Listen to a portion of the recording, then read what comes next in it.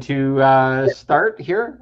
So I'm Paul Hanrider of Awakening You, and we have the amazing Kevlan of InPowerment, and he's going to tell us all about that here in a second. I met Kevlan. He connected with me on Facebook, and I'd never met him.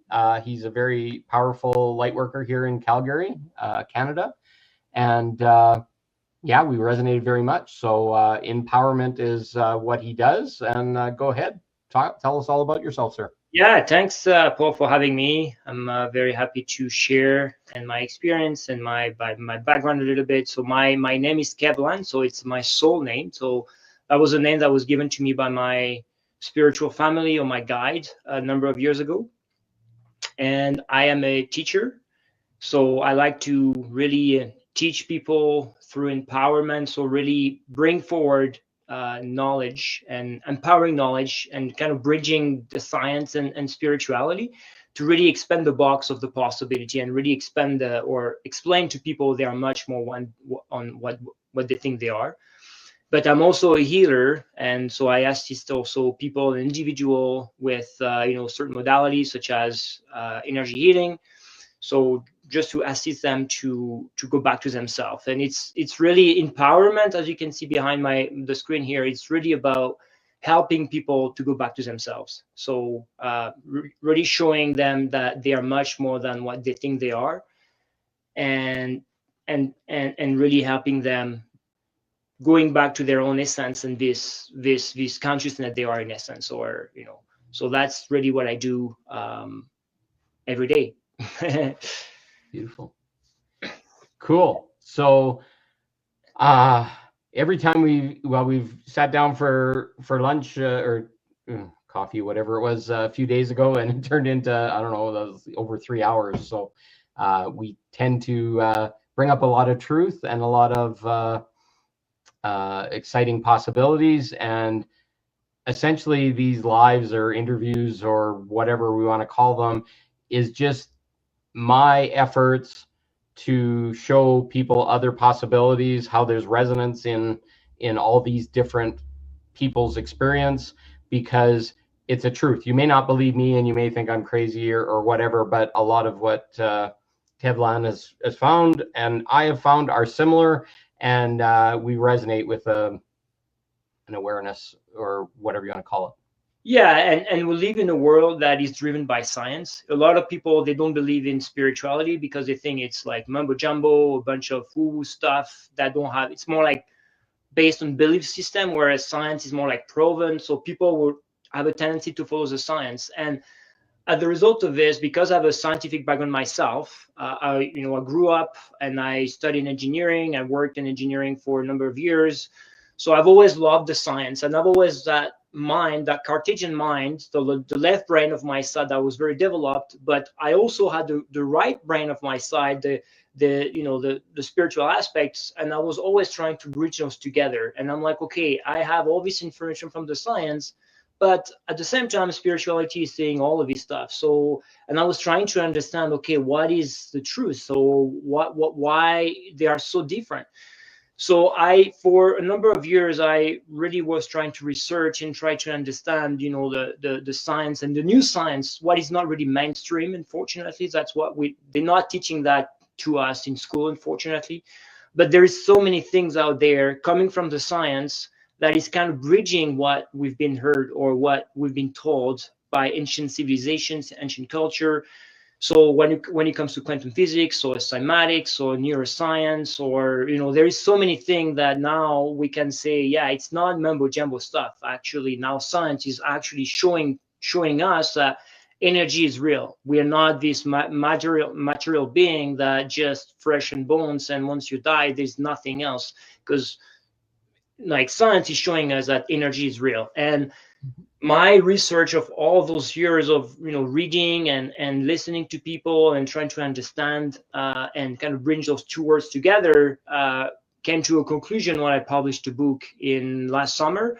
And the book is all about empowerment. It's all about bridging the two worlds together and really bringing forward this empowering information and knowledge so that people can start expand their mind and expand their understanding of what is real and what is not real. Mhm. So based on that, what can you say is the most empowering scientific fact that you've learned on all this that might blow people's mind? There is so many things, but I think when it comes to us, there is what we call a biofield. So this is what has been mentioned in many ancient civilizations for thousands of years when they mentioned the energy body. They always had this energy body. We have an energy, or this auric field, the aura we have around us. So science now is has been able to measure this part of us that exists beyond the visible light spectrum, and so using very like a bunch of different devices. So he has been measured, and he's been measured at up to 12-inch outside of our physical body, and the science has called it the biofield. And in this biofield, we have all the information about who we are, what we think, what we feel. Everything is stored in this biofield, and based on this biofield, then we're going to attract certain things into our life. So I always say this biofield is kind of a magnet. It's a magnet for attracting events, people, situation in our life.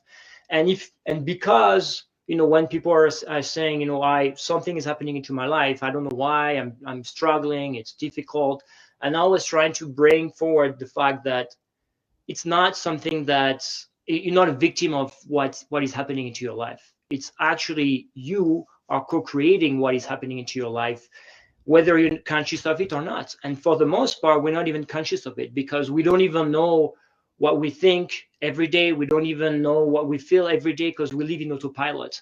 But the problem is all this information is stored in our biofield. So it's the information about the state of being, and we're going to attract whatever we have, or we're going to attract energy or matching the frequencies that we have in this biofield. It's in alignment. I call that frequency and vibration, but there's also magnetics, electrical field, photonic emissions. I have an engineering background as well. So we essentially radiate what we want. And if it's bad news or angry or suffering or can't find a woman or whatever, you're only just going to get that until you make a fundamental shift in your creation, your belief, your self-belief, your story, your programming, and then things will start to shift. And then you navigate from there. It's like, okay, is my frequency going up or going down? Once we become consciously aware of what our thoughts are, what our self-beliefs are, and what we're literally projecting into our field through that biofield, we are consciously or unconsciously creating exactly what we don't want, which keeps us in a loop of not having lack of abundance, things not working out, etc. And that's the fundamental thing of ascension, awakening, awareness, whatever, is becoming consciously aware of what we got rattling around our head that we don't even know we're doing. That's exactly it. And I like to give an analogy when it comes to our own life. I always say, like if our life was a movie, then our mind will be the projector. So whatever we have in our mind, we're gonna project whatever is in the screen. The physical body is the actor, the experiencer of whatever the mind is projecting. But because the projector has been set up in such a way that we can only project one or two different stories, because of the conditioning, the generational trauma that we have, and all this kind of stuff, we just live in a very victim mindset, because we've been shaped to believe certain things. So the projector has been shaped to just project certain reality to us, and us as the experiencer, we're just gonna navigate through this movie, not knowing that we are the one projecting that movie. And I always say, above and beyond this mind that we have, which is a projector, and the physical body, which is the experiencer or the actor, we have the soul. We are a soul, and the soul is actually the recorder. So everything we experience into our life going to be recorded. Whatever we feel, whatever we think, whatever we do, going to be recorded by the soul. And then we have the consciousness. The consciousness is what we are, and the consciousness is the observer, is the one watching the movie, sitting in a chair, and just looking at the movie. And it's like the driver in your avatar. He's driving and experiencing through the eyes of the avatar. It's really observing this story, this movie. But the problem is, and that's how I see the process of awakening. The process of awakening is the remembrance that we are not the actor. We are the one we're the person sitting in a chair watching the movie, and that's really coming to the realization that we are not the actor. We are just the one watching that movie, observing the movie and how everything is unfolding, and being kind of detached of this outcome. And that's really what it is, because now once you start to be detached of the outcome, you start to realize that, oh, I have all of this fear, I have all of this, or I have all of those problems, but it's not real.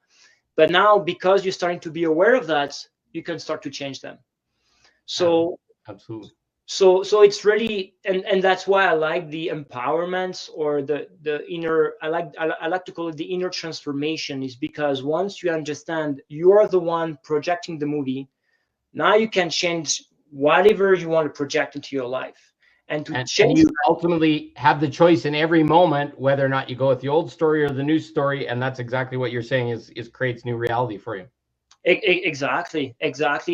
But because a lot of people have been conditioned to believe certain things, this is real, this is possible, this is not possible, then my goal was to start to expand that mind, expand the domain of possibilities, and say, quantum physics says that everything is possible. All the outcome, at the quantum level, everything exists, everything is possible. All the outcome, all the possibilities.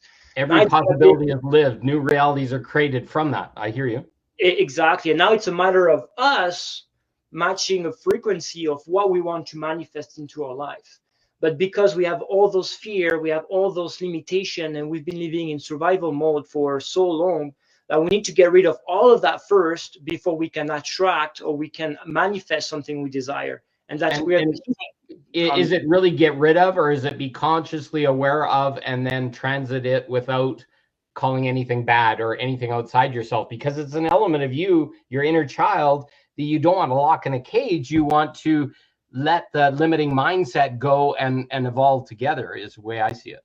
Yeah, and but to let it go, you need to be aware of it. So this is where you have to bring the awareness. Now you say, okay, I have this problem that I need to transcend, and then it's going to be a matter of, and there's different techniques, different modalities, and everybody's going to be attracted to different things. But once, it's always start with awareness.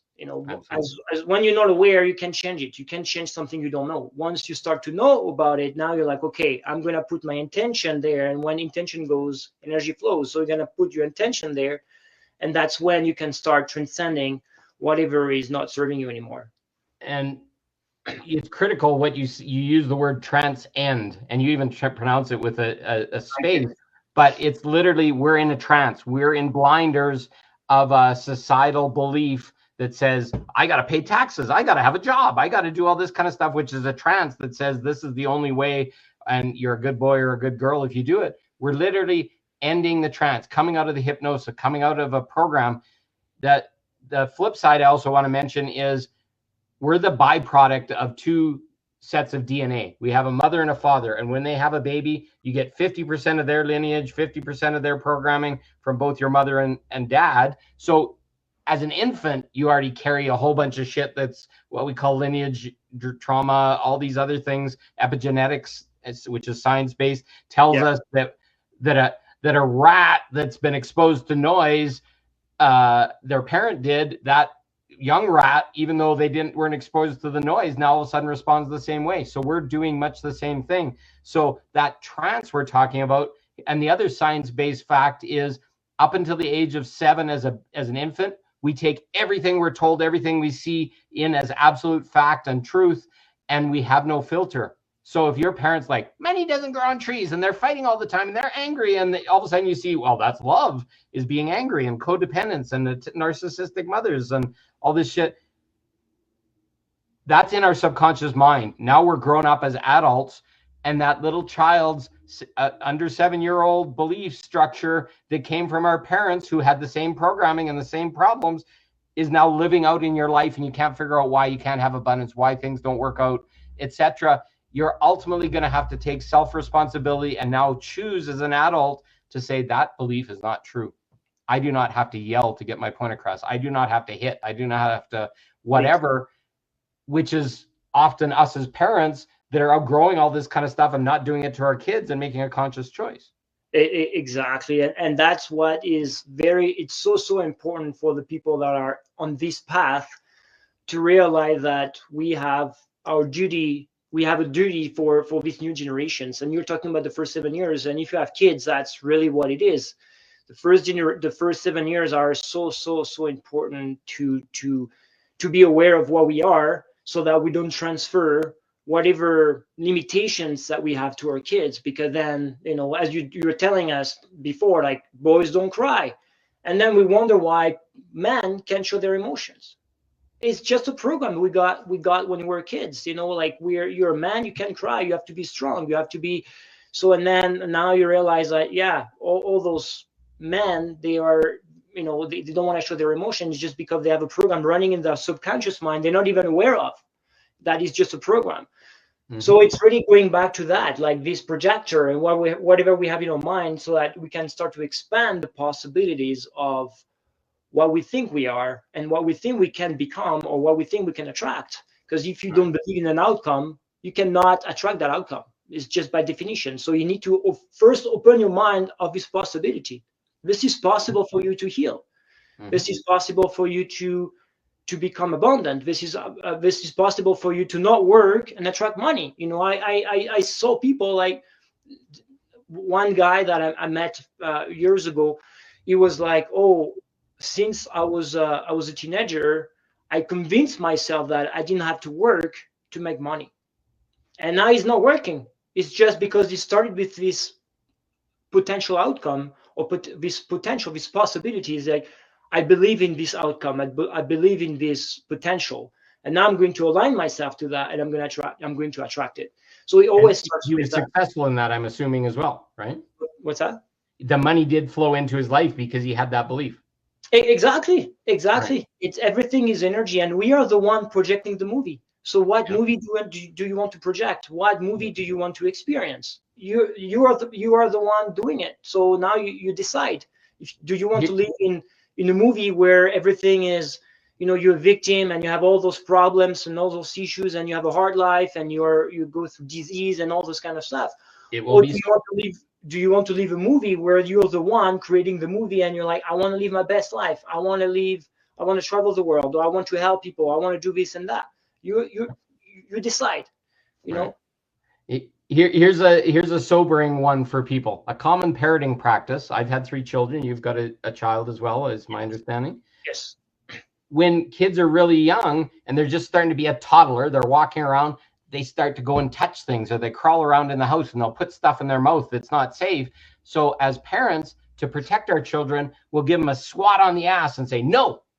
And can you imagine, as a little infant, you're sitting there walking there and it's like, oh, this thing is so cool. And you're about to put it in your mouth, and all of a sudden you get a trauma put onto your body, and it's like getting rear-ended by a vehicle. And you're like, what did I do wrong? This childhood mind is now trying to say, anything that I want is not possible. Anything that's cool is not possible. That program is invited into us. So parents, if you're raising a child, maybe be careful with hitting or yelling or whatever, and say, pick them up and say, no, son, that's not okay. Or if they're going to touch the stove or whatever, and you're scared shitless or whatever, don't overreact or whatever. You can go grab them and pull them away, but shrieking and shouting and making a big ruckus over that child being innocent and wanting to touch something, they don't know any better yet. So how can we reinforce, no, don't touch, ouch, or maybe give them a little pinch on the back of the hand when they go to touch something that's hot or whatever, which is an aversion therapy, but it's no longer a trauma. Yes. It's kind of like OCD. You slap yourself with an elastic band every time you're thinking a negative thought. But look at what we've done to our children just by trying to keep them safe and loving them. How do they understand love afterwards? It's love is shouting and hitting and spanking. And it's a program that's running in our head that's enforced by parents that are unconscious of what they're doing at the time. Yes. And I mean, just look at kids until the age of 10. They are so happy. They are carefree. They're not comparing with each other. They're just in the present moment. They're just happy. And then look at us as an adult. What happened during that period of time? Like, is it just because that's the nature of a child to be like this, or it's just because we program them so that they're just losing their spark? They're losing their they're carefree, they're losing all of this because we've been programming them in to believe in certain way and to live in those survival centers. Then they just lose a spark as they grow up. So you know, when we say, oh, we need to be like kids, that's our natural state. That's a natural state of human beings. We need to be carefree, we need to be present, but because we've been so much programmed and our mind has been so much shaped to live in those survival centers, to protect ourselves against our environment, because there is always someone or something that are trying to catch us, or then we're losing the spark, we're losing the carefree. We're always like, so you know, my kid is 6.5, and I just see how they are, and it's not only mine, all the kids around this age are so happy. They're just so happy, they're carefree, they just want to laugh, they just want to try things, they just want to experience. They're not thinking about, oh, what I'm gonna have for dinner. Like, they don't really care, they're just here and now. And that's how we need to live our life. And we will be like this if we were not being shaped for many years and not transfer all the generational conditioning and all the things that we have. And even going back to the punishment, you're thinking, we have to understand that a kid, and as you were saying before, they don't have an analytical mind until the age of 7. So they can't even analyze, you know, if a kid is doing something you don't like, and then you say, you know what, I'm going to punish you. They can't even analyze the fact that, oh, I got punished because I did this, because you need to have this analytical mind. So they can't even associate a punishment with something because they don't have this mind yet. Absolutely. So we can't think the same. We can't behave in a way with a kid based on how we think, because we've been conditioned and we have this mind that is very different that they have when they're a kid. So and look at this next step. So at 7, we basically send them off to kindergarten and school, and a new level of conditioning comes. School, it's like kindergarten. Oh, go play, but with all this structure and all this refinement. And then next thing you know, they're in a school and they got to sit in a desk and they got to be quiet and they got to do their pencil and writing. And there's so much. Don't even get me started about how the school system normalizes us all into obedience and prepares us to be sheep that are workers, and the program says this, and oh, you got a reward for being a good boy or a good girl or whatever, which was obedience. And now all of a sudden you're in obedience, and our parents have rushed off back to the job because we needed money. So now all of a sudden they have no time for us, and they're frustrated when they get home, and the kids are overlaid with layers and layers of shit. So the conditioning, you never get a chance to break out of it until you're locked into a job, into a marriage you don't like, maybe having kids and a house and debt and all this shit. We never get a chance to think openly and about ourselves. And everything has been designed on purpose. You know, that's why parents, they have to work a job 9 to 5, and they can't spend time with their kids. So the kids in the meantime are educated or conditioned by society, and then by the time they are an adult, they're all the same. We're just all the same, you know. And you go all work for those companies, you see this collective way of thinking that is very similar from one person to another, because they all been conditioned, they all been raised by the system, not by the parent. So everything has been designed on purpose, is ready to give our power away from those kids. And don't worry, just go to work, but the system is going to raise your kids in the way we want to raise your kids, because we want to, as you said, we want to make them, you know, follow authority. We want to make them follow the norm, and we want to shape their mindset or their box of reality, that so that they will never question, or they will never try to find answers somewhere else. They will just follow whatever the experts are telling us to do, right? And you said a word that's really important: reality. Every single person's reality is different, and that's why this can only happen through a collective reality program, or the matrix, or the story, or the illusion, or whatever. It says you have to have a job, you have to pay taxes, you got to do all these kind of things, which is fed into our parents' ears. It comes in through our collective programming from our parents, but then it's reinforced by school and government and all this kind of stuff. We have lost awareness of the fact that we are the creator of our own reality. That mind you were talking about, the projector, is basically, oh, I can't have a woman, I gotta work, and I gotta go, I can't go and have fun this weekend or whatever. Oh, I'm so crumpled down. And then you get sick and diseased because the system is meant to shrink you and keep you small, so you don't actually create for yourself. So we, in this awareness that we're talking about, have broken out of that reality, and we're providing examples for other people, science-based, whatever based, energy-based, or whatever, to say, maybe that's not serving you. Maybe that's the very thing that's making you sick. And then, okay, how can I choose different? Well, start saying, I'm abundant and money shows up in my life every day, and I'm on that path. I'm maybe not as far along as that friend of yours, but I don't work a job anymore. Everything was torn down. The universe and higher self basically smashed all that stuff. And it happened with a lot of people in the CV and all this kind of stuff. I read something today that there's going to be like a 30% of resignations that are going to happen very shortly in the corporate world, because corporate world is basically the next level after school. It's the thing that pushes you down. I work for a company called Nortel, and I will tell you, after I left that company, it went bankrupt out from under us. I probably never would. The people, including myself, were in withdrawal for like 6 months, like a drug had been administered to us. It was like we didn't know what to do with ourselves. We couldn't even work. We couldn't even think. We didn't even want to be friends with the people that were in that company. But I gave my heart, soul, and my marriage to that company because it was so important. Nortel was so good, the products, and I was identified with the energy. But that's what the corporation wants. A corporation, as a loose entity, has no energy of its own. It's the makeup of all the good people. So that's how they hire, and that's how they control, and how they manipulate, and will smash you. Yes. I literally believe Nortel was a demonic entity, and some people may disagree with that and they loved it or whatever, but the effects on my life after I was forced to leave were huge. I thought I was set for life and stuff. The company went bankrupt with $9 billion in the bank. How do you go bankrupt with $9 billion? You don't. Yes. It was a way of making money for a bunch of rich people. Yes. And I mean, and you see it with people even going to retirement. They work for like 40 years for a company or multiple companies, but for the corporate world.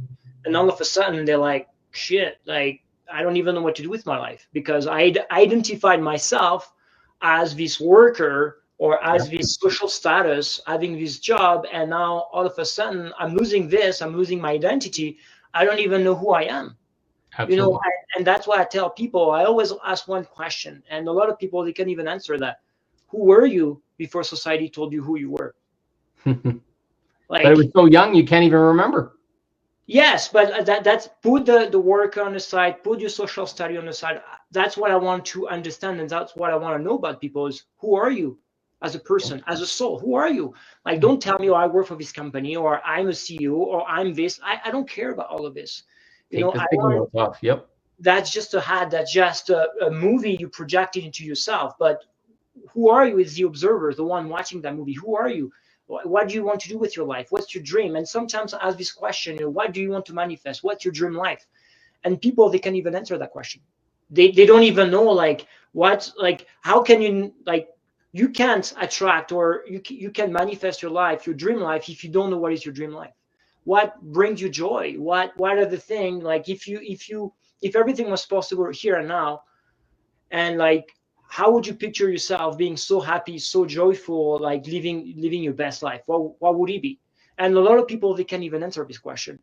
And that's what's happening right now, is people are being pushed out of jobs and out of the entrainment, trans-ending, etc., or whatever you want to call it, and they're being forced. They're going to lose their job. They're going to be fired, or the company's going to go bankrupt or whatever. And the very first thing you're going to have to do, I sat for like 6 months. I didn't know what the fuck to do with myself. And because that entrainment was gone. And then all of a sudden I started to wake up. I started to get downloads and awareness and books and certain people showing up in my life. And a lot of them led me astray, because that was a time when it was really dark. And I followed this guy named Kevin Trudeau and this global information network. And it was like a pyramid scheme to enlighten yourself or awaken yourself. And it fell apart. He went to prison because it was a Ponzi scheme, or whatever you want to call it. And then I crashed again. And then CV came, and I crashed again, and my business crashed again. And the universe was constantly, I felt like it was whipping me and trying to kill me, but it was taking the anchors off my neck. I lost my house. I lost all my debt. I lost all these things, until I'm at a point and it's like, oh, I can look at myself. the most scary thing you're ever going to look at is where your traumas and triggers are, and the energies that are stuck in your body. And working with Kevlan, working with me, I use breath work as the very introductory thing. Do lots of deep breathing. You're going to cry and you're going to emote. But as I help you take those layers off, and you take them off, all of a sudden an awareness of yourself, like, oh, fuck, what do I want? What do I need? All this kind of stuff comes because you're constantly braced. You are in terror. You had an unsafe nervous system. A lot of us are sitting this far out of our body because we're not safe in our body. Oh, more taxes, more government, more, what are the police going to do to me? And all this kind of stuff. Eventually you start being in your body and you're just like, what the fuck just happened? Yeah. The system has been designed to make us live in those 3 lower centers, and that's it. The heart is shut down, so the energy is not even able to move in those higher centers, and we see just life and our reality based on the 3 centers, and that's it. So because we know no different. It's not a mistake. It's just probably program. Exactly, and that's why people are so, as you say, busy. You know, it's in this matrix world. It's a nice word that they like to use. Oh, what did you do this weekend? If you don't say, oh, I was busy, I did this, I did that, people are scratching their heads like, oh, it's weird. Like, you were not busy. Why? You sat with yourself. What? Like, it's so out of ordinary that people forgot that spending time with yourself and trying to know yourself, it's important. And time's an illusion as well. That's also been shown by science. So it's like you're wasting time. You're losing time. You're going to die or whatever. Exactly. All those distractions has been created for us so that we move away from looking within and just being distracted. Oh, I don't feel good, I'm going to buy a new car. Oh, I don't feel good, I'm going to do this. And then for a month, you're going to be happy or superficially happy. And then you're going to come back. Oh, I feel empty inside. Oh, I'm going to just trying to fit it up with a new thing or a new something material. And that's even what we do with our kids, you know, like, oh, they need to have toys and they need to have so many things and so many that, instead of telling them, like, you know, it's kids, they will never remember what toys they had when they were 6, but they will remember one thing: how much time they spent with the mom and the dad. That's what they're gonna keep when they're gonna be older and say, I have all those memories with my dad or with my mom doing all of this stuff and plays and stuff. Like, they will never remember what toys they had when they were 6. So we have to change this mindset, and everything has been created in such a way to not look outside of the box and just stay in the box. And as you said, like, all this pressure and this fear and everything, like, to control us and just stay stuck in that system. Mm-hmm. So obviously getting out of it, it's a painful experience, and we call the dark night of the souls, and dismantling the identity, dismantling everything that we thought was true. But it's a process we have to go through if we want to liberate ourselves and if we want to live our best lives. There's no other option. So and literally, it's awareness out of being unconscious in the program that's lulled us into believing that this is the things we have to do. And people need to understand that the unconscious and the subconscious mind are the same thing. It's a part of your brain underneath that's saying, oh, all men are bad if you've been raped as a woman, or all women are bad if you've been whatever, because you made this story to protect yourself, and you're protecting your heart. And this ego part of us, or what I call edge God out, it's the thing that keeps us in duality and keeps us unaware that we have higher power, because we wanted to have a dense experience and learn all these lessons and clean our karma and all this kind of shit. So once we start to become aware and be in presence in our body, I think is really key, because we're running in fight or flight, we're running in fear, we're running in all these things that the ego's created to say, oh, women are bad because they spurned you or whatever. Well, in hindsight, I can look at it and say, thank God I didn't have a relationship with that narcissistic person. So I got rejected because I wasn't in alignment with them. But instead, I might make a story and say, oh, all women don't love me and I'm ugly and fat. And all of a sudden you'll be fat. And you don't even know it, because that was a protection. I'm protecting myself from love. The thing we call armor, which is just software that's running in our brain that says we can't do things, basically resists all the possibilities of what you want, because you've identified that with something bad. Yeah. And then don't even get me started about this book, beautiful book called Existential Kink, talks about how we've had so many negative experiences from karma and from our parents and other things we've turned into, we get off on failure. We get off on being rejected. It's called sadomasochism, where that's all we can expect. So I really enjoy being all curled up and sad and crying, because I haven't seen a possibility where I can be happy and feel pleasure. My Yeah. pleasure is all inverted. And we have to walk through this and start to realize that, yes, we're getting bad bosses, we're getting all these things, to make a choice, not because all we deserve is being beat up. We now have to uninvert that story of everything's happening to us, which is most of us, that's victim, Yeah. into everything's happening for us. Yeah. And that's what you're teaching, I believe. Is that true? Oh yeah, 100%. And I mean, when you were talking about the subconscious and the conscious and all this kind of stuff, science says that 95% of who we are is unconscious or subconscious, and only 5% is a conscious. And why is that? Is because we're so busy thinking of the future and the past, we're never in the present moment. So our conscious mind is always busy thinking. So who do you think is running the show? The subconscious mind, with all the programs we have and all the autopilot mode that we have. We do stuff, and sometimes, I'm sure it happened to everyone. Oh, you want to go somewhere, you're taking your keys, and then like, oh, you think of something else, you're putting your keys somewhere, not even thinking where you put your keys, and then you're going back to your conscious mind and you're like, oh, where did I put my keys? And then you need 10 minutes to find your keys because you were thinking why you put your keys somewhere else, right? So it's just to show the autopilots where we all live our life from, for the most part. And to add to that, how many people have driven an hour to get somewhere and you can't remember a slightest thing about that whole hour because you're on autopilot? Your subconscious mind knows how to drive, and it drove you safely and checked all the cars and made the right turn. Because the conscious mind is always thinking about the future or the past. It's never in the present moment. And that's what is mindfulness. Mindfulness is having the conscious mind observing the unconscious part of yourself. That's what it is. And once you start observing, oh, why I'm acting like this, why I'm triggering, why I'm getting triggered to what he said, or why I have these emotions coming to the surface when I hear this, like what's going on? That's the conscious mind observing the unconscious. And that's what we call the shadow work, is really starting to shed some light on the shadow part of yourself so that you can know yourself and say, okay, this is not something bad. If you feel that emotion, it's valid. Now it's just to understand, why am I feeling that way? And that's how you start to heal, is really putting the awareness on the unconscious part of yourself that we're driving, or that we're, driving the show, or for the whole time behind the scene, you are not even aware of. So, and realize we're doing it to ourselves without knowing it. Exactly. So it's really going back to that part of yourself. And then there will be the emotional aspect, where again we hear a lot about, oh, you can be angry, or you can have these emotions, or you can feel lower frequency emotions or bad emotions. And as a result of this, when we feel them, we feel guilty. Oh, I shouldn't feel that way. And then we repress them. And then we don't understand, like, why I feel like I have physical problems, so I have these pains here and there. I always say, the body expresses what the mind suppresses. So if you repress that emotion, this emotion is going to be expressed by the body at some point. And then it can be a physical symptom, it can be a disease, but it's just an emotion that has been repressed for so long that you need to feel it, to release it. So that's also the part of the shadow work. That's also the part of the healing, is really going through those stuck emotion, repressed emotions, because they were too painful to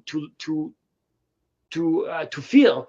But an emotion is meant to be felt, to be felt. So all the time, it's energy in motion. Emotion is, I gotta cry, I gotta be angry, I'm really frustrated, all that power. Can you imagine what happens when you take this massive anger, you got raped or attacked or whatever, you shrink it down into this bubble and you keep pushing and pushing and pushing until you can't touch it anymore, and you put all these lies to yourself that I'm not worthy and I'm hurt. Guess what? It ends up in our bottom three chakras, in our genitals, in our root, solar plexus, sacrum, and that will fester in us for the rest of our life until somebody triggers us and pokes us, and it's like, oh, my dad did this thing to me or whatever, and then they poke us, and then that anger comes up of your wanting to hurt your dad because he was spanking you or whatever, and you're projecting it on some little old lady at the cash register, because exactly, that's unconsciousness. That's we need to learn some tools to deal with the energies that show up. That's breath work. It'll pop those bubbles in a safe place where you're never going to feel those again, but you may be crying and screaming for 15-20 minutes, but in a held container where you can deal with it. But what places do we have to do that? Go ahead. Yeah, no, exactly. That's exactly what he said, and that's what I learned also with my own experience, my own journey is every time I feel something, I'm not gonna discard it and say, oh, I shouldn't feel that way. If I feel that way, it's a message that there is something I need to change or something I need to be aware of. If I And feel aware. angry, I'm just gonna go in my car and just gonna scream because I need to let it go. I need to release it. I can't just keep it.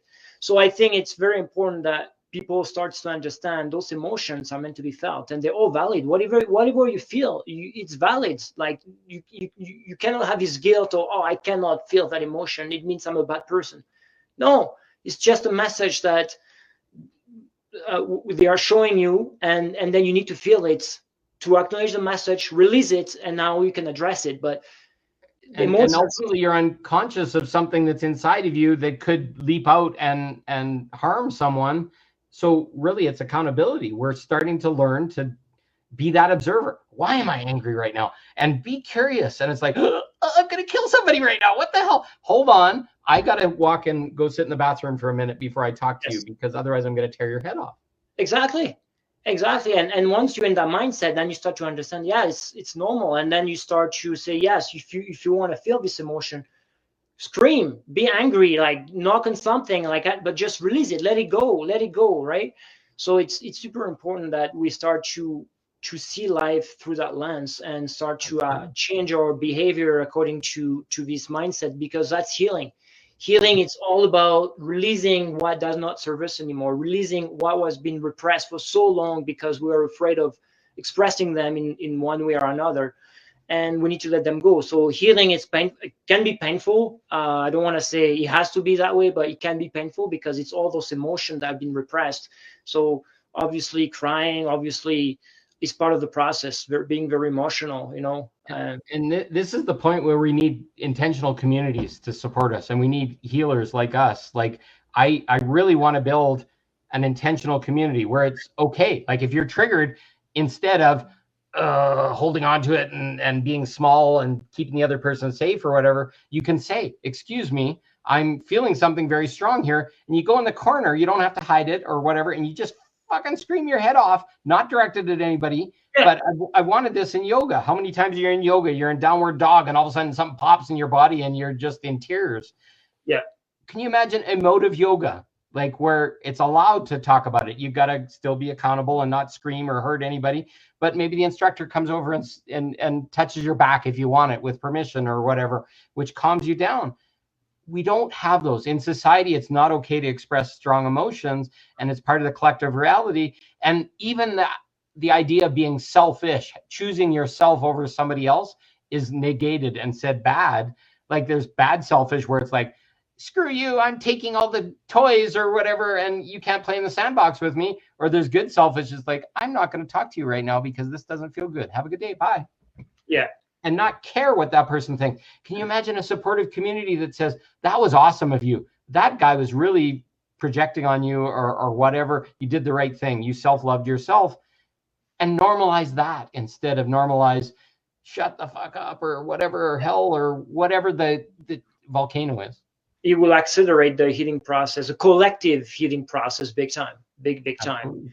But that's what we can start doing with our own, within our own family, with our kids, to really encourage them. This is how you feel. That's okay to feel that way. That's okay to cry. That's okay to be angry at someone, and just like, transfer or explain to them what is the purpose of an emotion, and why we should just acknowledge it and have this conscious mind observing that emotion, so that we can process the information behind it. So, Mm-hmm. but definitely, and I think we're going to go toward that direction, in one way or another, where more and more people are starting to be awake, more and more people are starting to be on that journey and starting to do their own inner work. Little by little, we're going to be going into a collective where people are more aware, and they're going to be more understanding towards someone else, and say, if you feel that way, that's okay. And everything will start to shift, and a new paradigm, a new way of living. I think we're close. We're getting there, but it's getting closer and closer. Would you say that the massive solar cycle we're in and the solar flares that are going on is a massive push to, it's literally light being shone into our cells, DNA, x-rays, gamma radiation, all this kind of stuff, forcing dormant parts of our DNA to wake up and our body to ache and all these things. but we just say, oh, it's a bunch of solar flares. Well, we've had X flares, M flares, which is abnormal, but I can feel it in my body. When there's a big set of flares, I got to go have a sleep sometimes because there's so much going on in my body. And people complain about having to go to the doctor, or they're in anxiety or whatever. Well, you're waking up. So breathe, take a salt bath, ground in nature, start to integrate these new energies, because new energies are popping up. We're starting to glow and expand, and emotions are going to come up. Be emotive, cry, have some tears. Don't suppress it, because the suppressing, it's going to keep pounding on you till you stop suppressing and start to open, because it's literally open your heart. 100%. I believe we are in a reality based on cycle, or within cycle within cycle. You know, we have the night and day, which is one cycle. We have the 1 year, 365 days, with one cycle. And then there's longer cycles, there's shorter cycle. But I believe that there is a cycle called the cycle of the yugas, which is 24, between 26 and 24,000 year cycle, where there is a process of collective consciousness expansion and collective consciousness contraction. And this is, if you look at archaeology, if you look at the world in our history, that is been falsified, and that is completely wrong, because science has been saying for a long time that our history starts 5,000 years ago, or our civilization starts 5,000 years ago, whereas we've been discovering more and more archaeological sites that are dated 9,000 years ago, 12,000 years ago. Like one in Turkey has been 12,000 years ago. They were using such crazy way or technology that we can't even reproduce or replicate whatever they were building back in the day. Like even the pyramids, with our more modern tools and engineering knowledge, we can't even replicate this pyramids and how it was built, because there is so many like sacred geometries, there is so many precise numbers that has been used to build that. So anyway, so this is just evidence that in the distant past we had civilization that were much more aware and advanced than what we are today. Is because we are this cycle of contraction and expansion.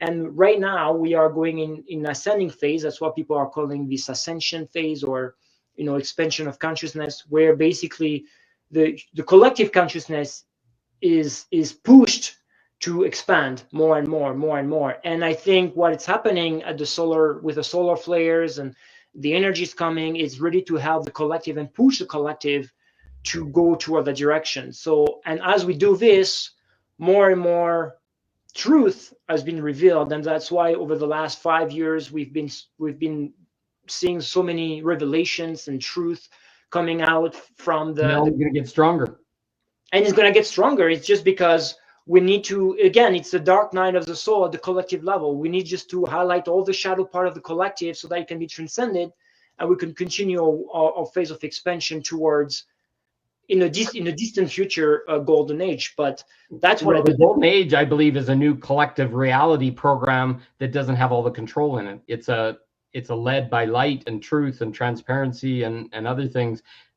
because we are living in a collective reality. Otherwise, I'd be just sitting in my bedroom and having all my fun and all this kind of stuff. But no, I'm working with a woman or you or another person or whatever, because we've been brought together in this collective reality. Like, if somebody didn't tell you the color green was green, how would you ever know the color green was what we see it as? Yeah. That's collective reality at work, right? And nobody be stopping at stoplights or whatever because everything looked green or whatever. That's how simple a collective reality is. But ultimately, how many people have been lost in their head? Autistic kids, all these kind of things, ADHD and this kind of stuff. They're lost in their own little reality inside their own world, and they're living it out, and they're having a hard time integrating because they can't do it. Oh, I also wanted to mention your pyramid in the background. There's pyramids been found on every continent of this planet. It's not just Egypt. They're in Central America with the Aztecs, and Turkey was something you mentioned. Antarctica, they're saying, right? Absolutely, because they're sacred sites and they're grid points, and they have divine, there's this thing called Horizons of Khufu. It's basically a 3D experience. You walk into the Great Pyramid in Giza, which nobody can almost go in. The whole thing's solid rock except for a little pyramid-shaped room in the middle where the pharaoh was stored or whatever.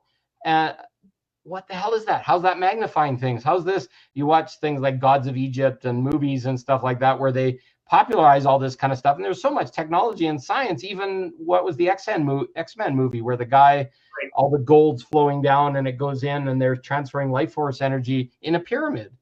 Yeah. These cultures had so much more. Have you read about the 26,000 year cycle as well? Yes. Yes, it's kind of similar to this, except based on my research and what resonates with me is this cycle is, there is different motions in space, like, day and night. It will be the spinning of the planet and then the revolving around the sun. And then the sun and our solar system is also moving in space. And this motion will create going, like our sun, is kind of paired to another star. And that's what science is saying, is there is more stars that are paired together. So our sun is paired to another star. We don't know exactly which one it is. Some people are saying Sirius, some people are saying some other stars, but we don't really know what star it is. Yep. But as those two stars, so our sun and the other star that are paired together, as they're going closer to each other, that's where the collective consciousness is ascending. We're going into an ascending phase because those two stars are coming together. And when they are the closest, that's where we live a golden age on Earth, where we are so aligned, and we just woke up from this deep amnesia, and then the world changes literally. And that's why when like a massive reset, like culture and society and everything starts over. When we look at our distant past, we see all those monuments, all those architecture, all those sites that we don't even know what they were for. We don't even know how to replicate them. We don't even know how come they were so aligned with certain constellations, so precise, and are the coordinates on the planet that they knew something we didn't know, or we're just starting to rediscover right now. So we can see that there is a expansion and contraction phase that we're going through, and right now we're going into this phase of expansion, and everything will accelerate, and we'll start to innovate more and more in technology, more knowledge, more everything, more awareness that will just make the collective reality just shift to a new paradigm. And I've done probably half a dozen lives now, and this topic has come up twice. There's one woman that Tina Hammond said something's going to happen in the middle of March. Yesterday with Julia, she said between the 18th and 29th, there's going to be this solar flash, or not this thing where everybody's talking about or whatever. Could be the solar plexus. It could be a shift of human consciousness, or it could be radiation that comes from the sun so intense, puts everybody to sleep for a while. And you wake up with new awareness. It activates DNA in your body. So this is coming very quickly, not to scare people, but to say that the big push is on right now. And yes, but people are going to be so in their trance and in their story, they're going to have to come to people like us that have some awareness that can guide them back to their path. And the only thing I will add to that is, because I don't like when we project our power to something, to an event, or say, I don't have to do anything. This event will happen. It's going to transform myself. There is no such a thing. What I believe in is we have a role to play, and it's a time for us to turn within. It's a time to heal. When something will happen, it will be some people that they will have prepared themselves, and some people will not have prepared themselves, and not everyone will have a different experience. It's kind of more like a push to do the work, right? Than enlightenment or pop or rapture or whatever. Exactly, but enlightenment depends on us. It depends on us doing the work, on us. No one's going to save us. The aliens are not going to come. Trump is not going to save us. Like, I hear all those people saying, "Oh, Trump," or this or that. No one is going to save us but ourselves. And it's a distraction to confuse us by the media and all these other things to keep us from doing the inner work and hope that this stuff's going to figure it out, and it's at your peril. Because once you start to understand who we really are, you don't care about what's happening externally, because the only truth is what we have within, because that's what we create our reality from. So everything is within. So we don't really care about the external world, because whatever will happen at the collective level, I know I'm going to be in control of my own reality. Even if we go through a very dark age on the collective side, as long as I am the one in control of my own reality, because I am the one in control of my own state of being and the information I have. So you can still live in heaven, in hell. You know what I mean? Absolutely. And if you don't do the work, you will be in hell. If you don't look at your reality, stop trying to fix it outside yourself, because that's going to take forever, because there's 9 billion people on the planet or whatever. Start fixing it here, and you'll see a reflection in your reality. Things will get better. You'll attract beautiful lives like this. This is probably one of the most informative lives I've done out of all the stuff that I did, because we talked about truth and reality and dealing with our transcending our story, our program to make change. And that's really what I hope for everyone, is start to wake up to that truth, that we are the one creating the reality. We are the one waiting, we've been waiting for, and there's no other thing we can do but just turn within and start to do the work and start questioning in what reality you've been living, or what mindset, what belief system do you have. Start questioning all of it, start knowing yourself, and then we will see little by little the collective reality shift. It doesn't matter what they do, as long as we are embodying our own truth, we indirectly participate in the collective reality. So, and I think it's important to say that we're not doing this to get business or whatever. We've given every fact that they need to be able to awaken. This is a seed that's planting with people, sit with it for a while. We have just led the crowd because we did it in ourselves, so we know a way, and there's multiple different ways, and we are here. If you get stuck, you get powered out, or you get in disease or whatever, if you want to work with us and we can help guide you and reflect for you so that you can get on track quicker, that's what we're here for. And that's why I'm doing these lives, is to give people, giving everything freely to people. But if you want to spend some time with us or whatever, it may cost some money to do that, and it will be a blessing, because it'll save so much hell. Exactly. People are willing to spend hundreds of dollars to have a new iPhone, hundreds of dollars to do this, to do that. Why would you not spend a little bit of money just for yourself, to heal, to become the greatest version, to attract whatever you want to into your life? I always say it's a question of priority. You can spend all your money to go drink in bars and have beers and this and that, and say, oh, I'm broke, I cannot just use money for self-improvement or self-help. But it's a question of priority. What is your priority today? Is it yourself, or is it distraction and staying in that, feeding the machine? So this is where everybody is accountable and responsible for their own life. So now you can look at yourself and say, what do I want to do with my life? Do you need help? Do you not need help? It's fine. I'm not judging. Everyone is free to do whatever they want. Yeah. But it's a question of priority. That my priority for the last 5 years has really been to focus on myself and know myself. And I've done everything that I could to the best of my ability to spend my time, my money, and everything for myself, my expansion.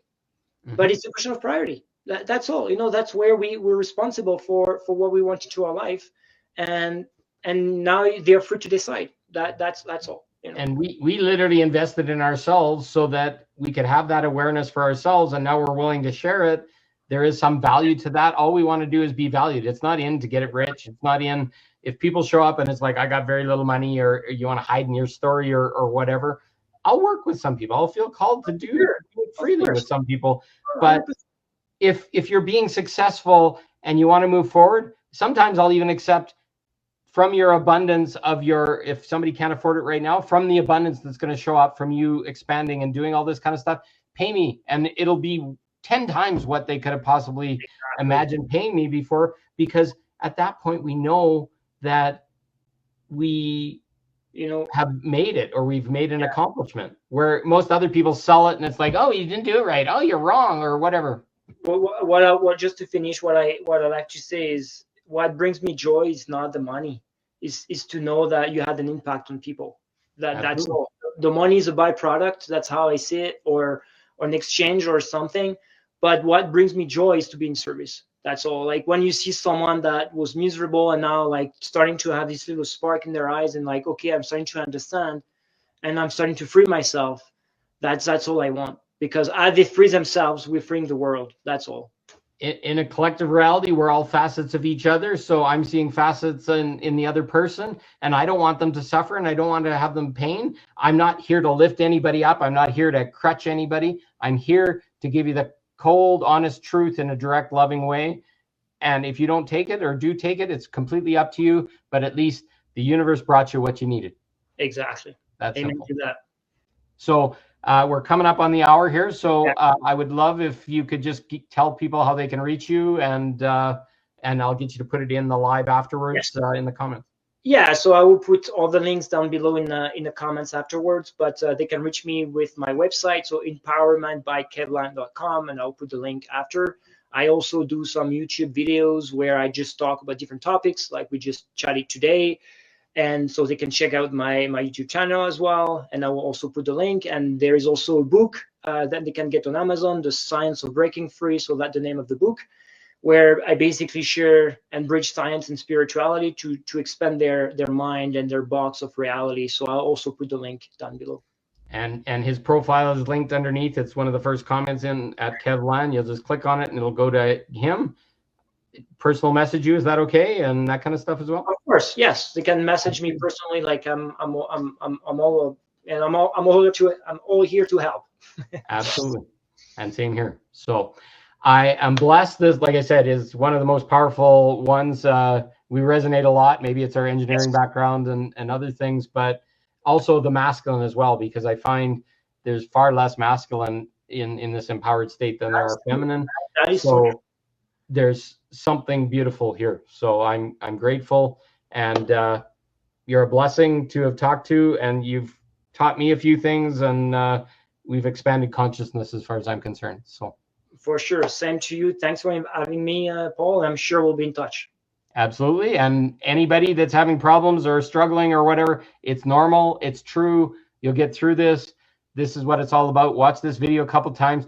Give it about 2 or 3 weeks. The stuff that we've inserted into your consciousness is going to start an unraveling process. And a good unraveling process, just trust it's got to happen. And if you're having trouble, you're struggling afterwards, reach out to either of us and we'll talk. You got this. Everybody's going through it. We've been going through it. It's hell. It feels like hell sometimes, but it's setting you free. Exactly. So I'm just going to hit the end here. Hold on for me for a second there, Kevlan, and thank you all. Bye. Thanks. Thanks, everyone. Okay.